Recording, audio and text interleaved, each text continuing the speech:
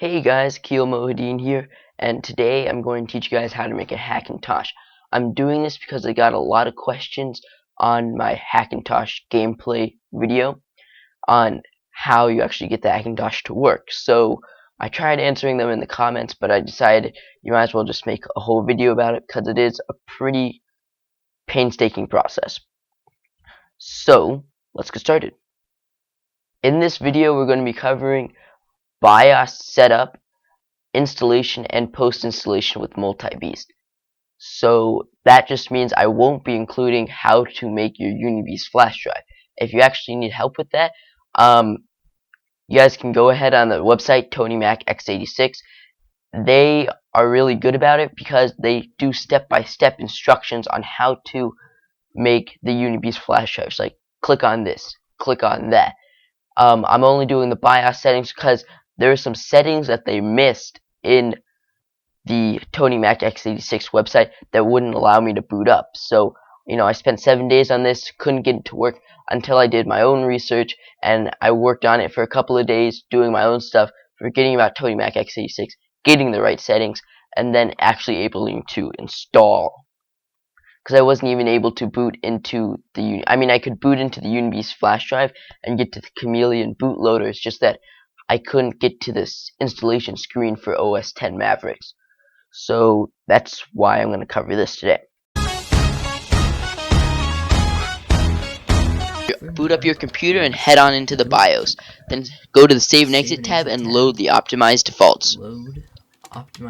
Then you want to go into BIOS features and set VT/D to disabled.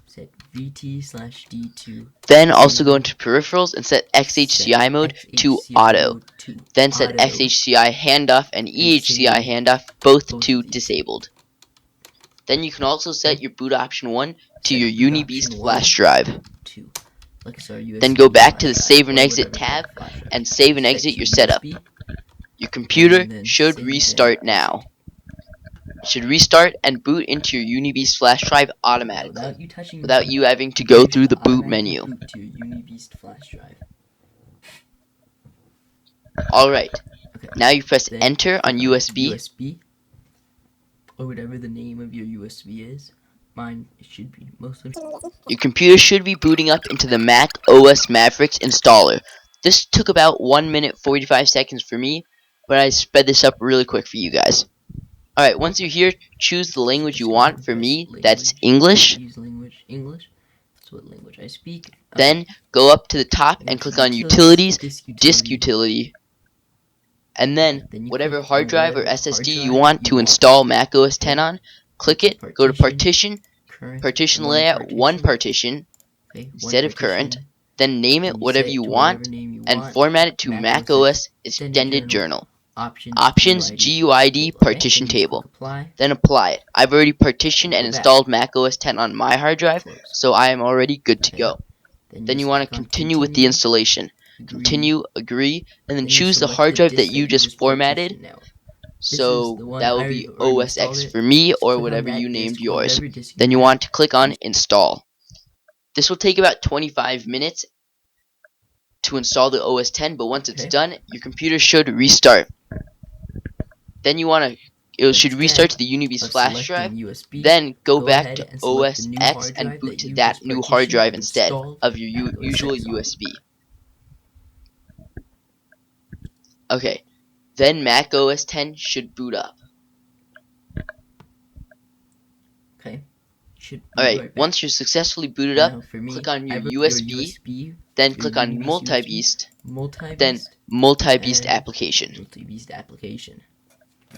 Alright, now you want to go to Quick Start, User DSDT. Now, if you have a DSDT file, you want to go online and download that from TonyMacX86 website for your specific motherboard. Now, the DSDT file holds all your configuration settings that you're going to need. So you want to download that and put it on the flash drive or save it somewhere to your desktop or something like that. Then you want to load it from the dialog box when you click on User DSDT in Multi-Beast.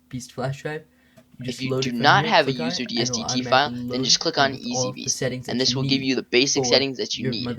Now, if not, just click on EasyBeast. Alright, then go to Drivers, then go to Audio, Realtek, that you need. and you want to look up Okay, then you what click on audio drivers you need for your specific Okay, motherboard. For audio, me, go I to needed the Realtek, look ALC892 up for the online Gigabyte what H87 audio driver D3H you need. motherboard. So look Then up go your to disk, motherboard online, choose trim go to enabler if you're using an specifications, SSD. and You can it'll choose say what type graphics of if you audio want, you need. Now for miscellaneous. me, You I can need choose ALC USB 3.0 892. if you want USB So I 3.0 select that. ports to be For successfully disk, if you usable, have a like if you completely have an usable for the SSD, maximum go ahead and select download upload trim. speeds. Then network, choose whatever You network can card you go ahead. have. I This have an is Intel all card. kind of less important Alright, stuff. once you're done with that, you USB can pretty much 3.0 just go if to you want that. bootloaders. There's only one option, then customize. Now here you can do Network, less whatever important network settings, card you like have. seeing if you So want for to me, boot I up have an into a Intel, 1080p display mode, so or down setting that. it so you can boot up with your Rest of graphics it card is less enabled. important. Then you go Then to system bootloaders, definitions. This just shows and what Apple, whatever then you computer that they click what you tricking them want. Now into. I just chose the iMac so 14-2 you can choose because I graphics think it looks enabler, cool. yes, blah blah blah. If you have Then the you want to go to graphics build, card, and you want to install the current system definitions, configuration. Just make sure you check you can it. choose Mac Everything's Pro. okay. Then you I want to just personally click chose install. the Alright, iMac then all the text and drivers should 14.2. install, and you should be good to go. Go ahead and restart Then your I just computer. left it the same. These are the settings. Okay, now when your computer Until restarts, get you the do version not want to usage boot process, back you up can to your hit USB. You install want to boot succeeded. and set up your And BIOS. go ahead So go back into your BIOS. and do restart. Okay. Then you hop on over to BIOS features and Okay, set once you're in your BIOS, go to BIOS your features and to then set boot whatever option set 1 your to the boot hard option drive 1 where to you or OS SSD 10 that you on. just installed Mac OS Save 10 on. and exit setup. To the save and exit tab and just save and exit your setup. This way your computer automatically boots to Mac OS 10 every single time that you restart your computer. Now you do get this bootloader screen when you boot up your computer, So you'll get here. but you can take that away. I You can personally go will just ahead, keep it because in press case there's a enter, mistake, or you just can let use that little different bar boot run flags through, to and fix it. will So you can press enter automatically twice or just let that start. bar load and it will automatically load OS 10.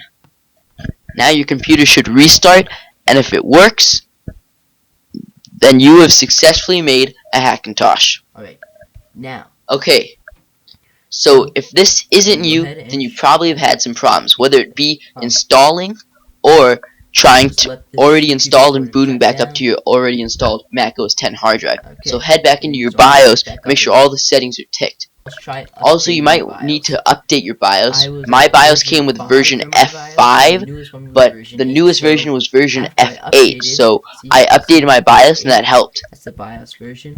Also, And make sure successfully VT/D is updated that disabled. all the way. Once I You do updated, not and I want it changed a few enabled. settings, so it's good. Disable it. Make sure Then make sure that VT/D XHCI mode is set to disabled. auto. It is automatically set And to in smart auto. controls, And make sure that it is XHCI handoff disabled and and EHCI handoff are both disabled. and Then you want to boot back into save. your USB flash drive if you couldn't Press install, or F12 if you're trying to get back into your and boot your to your already flash installed to drive. configure multi-piece.